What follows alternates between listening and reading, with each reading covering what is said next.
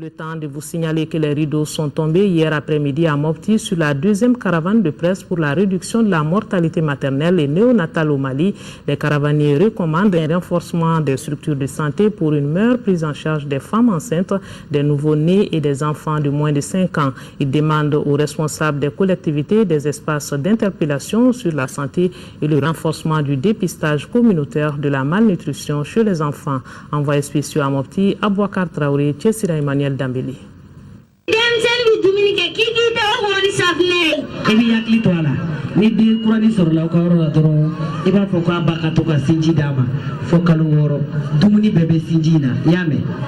Des échanges de ce genre avec les populations sur les bonnes pratiques permettant de réduire la mortalité maternelle, néonatale et infantile au Mali.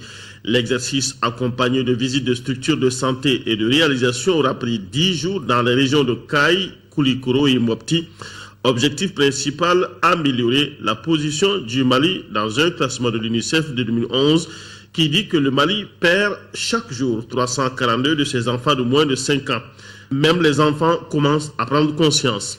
Ce combat, à savoir la réduction de la mortalité maternelle, néonatale et infantile, doit être celui de tous.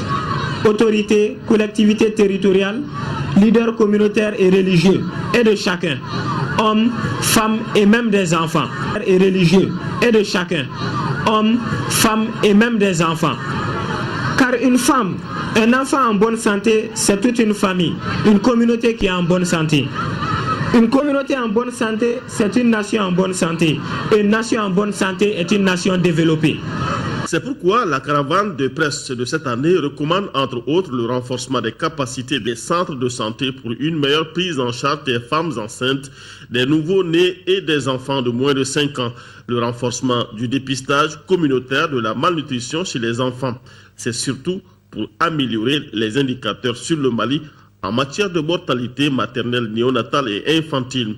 Nous pensons que cela n'est possible qu'à travers l'implication de tous et chacun, en promouvant des gestes simples, moins coûteux et durables, comme la fréquentation effective des services de santé en cas de grossesse, les consultations prénatales, le lavage des mains au savon, l'utilisation de moustiquaires imprégnés d'insecticides et la conduite immédiate des enfants vers les agents de santé communautaires qu'on appelle ASC ou vers un centre de santé approprié. Déjà, la région de Mopti, par la voix de son gouverneur, s'approprie pleinement le paquet de recommandations faites et travaillera à leur mise en œuvre.